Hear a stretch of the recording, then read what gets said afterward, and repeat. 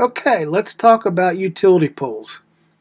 I really like the Woodland Scenics products. They offer two types of poles. There's single crossbar, which are for residential or commercial delivery of power and telephone. Across the top crossbar, you'll have 3 wires for power and then a lower wire for telephone. In more modern days, you'll see a 3rd wire for cable television. They also offer a dual crossbar version, which is used for railroad communications, and you would see these trackside. In either case, they recommend a spacing of 11 inches, and it comes with 48 inches of thread, so you're able to put up 4 poles and have enough line left over to connect to another set of poles that you already have in place. They also offer a transformer connect set, which is for taking power from the main lines and distributing it down to buildings. They come with auxiliary poles, conduit for the buildings, and line to go in between. And that can span up to 24 inches typically. Woodland Scenics also offers a small power substation. And if you need something a little bit larger, Walthers has a very nice product. That all said, let's get to the layout.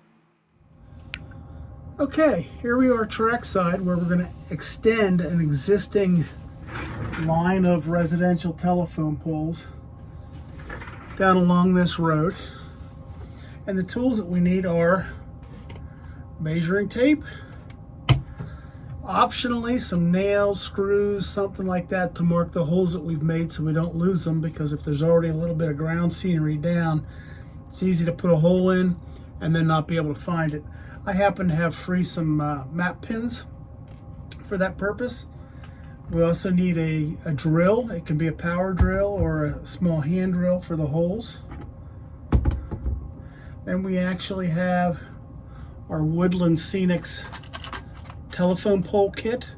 It comes with a little tool for rethreading the line if you need to do that, and also with 2 guy wires for supporting the poles when you're going around curves and whatnot, but we're not going to need that today. And then you've got 4 poles and a spool of line.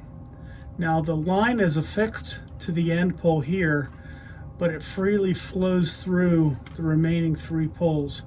So what we're going to do is get the poles planted into the ground at the appropriate locations and extending the line in the process, and then they're going to be glued in, and after the glue's dried and set up so that we're not going to pull the poles back and forth, then we will make the connections to the existing lines. We're also going to need, like I mentioned, the glue for the poles. I'm going to use canopy glue. And we get to the point of connecting the lines to the existing poles. We're going to need some CA, super glue, and optionally some magnets. I'm going to try this. You got to find a way to weight down the excess line to keep it taut. And I just thought of this, so I'm going to try this for the first time when we get to that stage. All right. So the first thing we need to do is extend our tape measure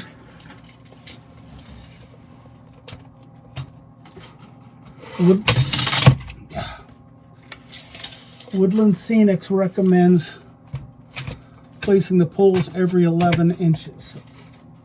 And I've got an existing pole there to butt up against. And then I'm going to use these map pins to mark every 11 inches where I need to have a hole drilled. And the last one at 44.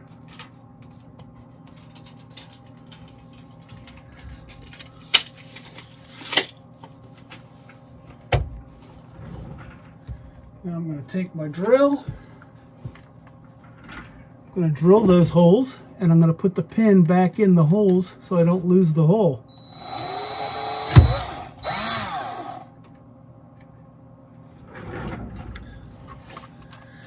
Now the first batch of these, the spool in here did not stay intact, and the lines did get tangled, which is kind of a pain in the butt.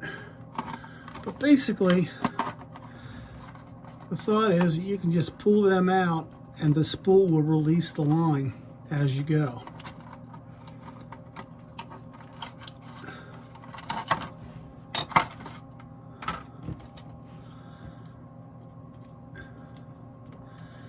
And it is, but it's not. It's a little tight.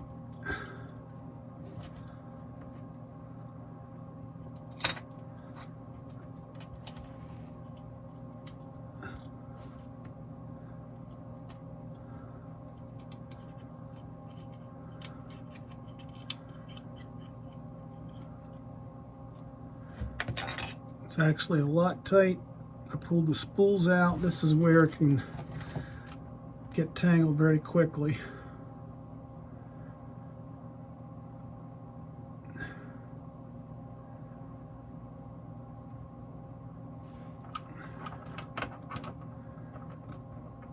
Alright, looks like we're all untangled.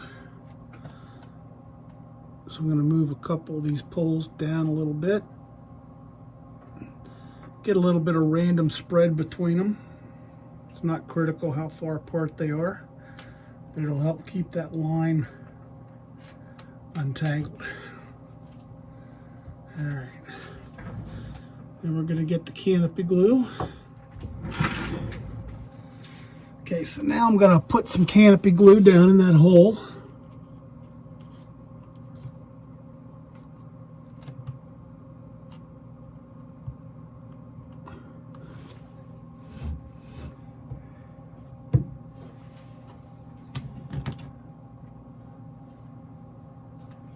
I'm going to take that first telephone pole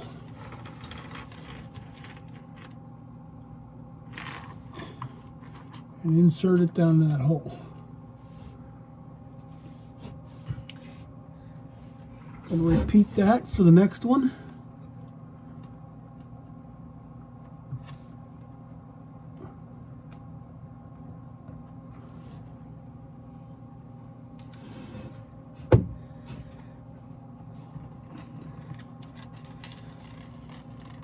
Being very careful to keep this excess line straightened.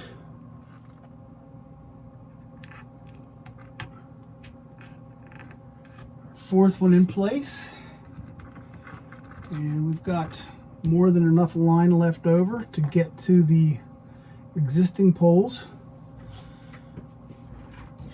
So what I'm going to do is let that sit overnight and firmly set up, because I want the lines to be taut, and if I pull them tight to connect to the existing line, I very well might force this first pole to bend here.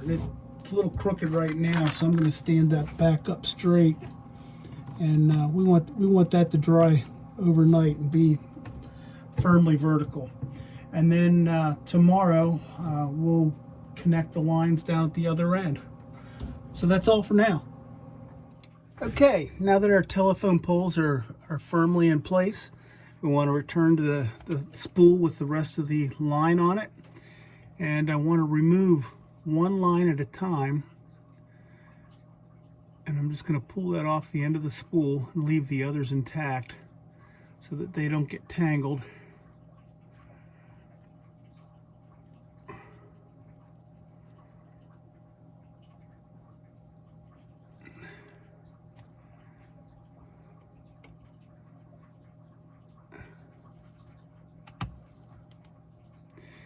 Now, we want to keep this taut as we glue it onto the already existing lines.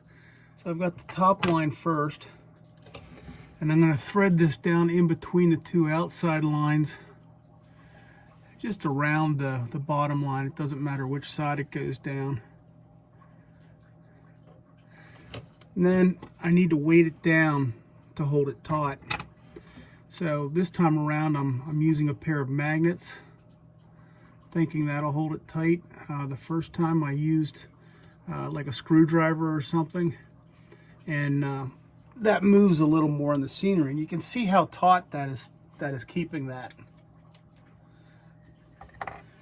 So up top I've got it tight against the insulator. I have it on the back side of the insulator to hide it a little bit better. And I'm going to come out here and I'm just going to give it a very light touch of CA.